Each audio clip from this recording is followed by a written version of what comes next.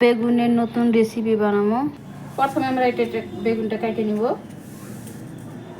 কেটে নিয়ে এটা আলাদা করে দিব।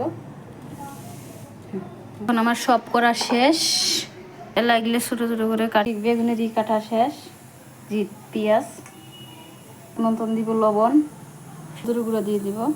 এখন আমরা ডিম দিব, 3টা ডিম দিয়ে দিলাম। আপনারা 4টা দিতে পারেন, 2টাও দিতে পারেন, আপনাকে মাপ মতন দিয়ে দেবেন। ভালো করে মিক্স করে নিব। আমরা দিয়ে দিব বেসন। আমরা মিক্স করে নিব। এখন আমরা মিক্স করে নিলাম। এখন আমরা কড়াইটা গরম হয়েছে, তেল ঢাইলা দেবো। এখন আমরা মাপ মতন কড়াইটার মধ্যে তেলের মধ্যে এটা দিয়ে দিব। তেল গরম হয়েছে, এখন আমরা 4টা দিয়ে নিলাম। এখন এই পেস্টটা এখানে দিয়ে দেব মাপ মতন। এখন এটা আমরা ফ্রাই করতে রাখি। আমরা উল্টিয়ে নিব। আমরা উল্টানো শেষ, অল্প হয়ে দিব। এখন আমার এটা হয়ে গেছে। বেগুনের রেসিপি কে কি বলেন জানি না, আমি কমেন্টে জানাইবেন। দেখেন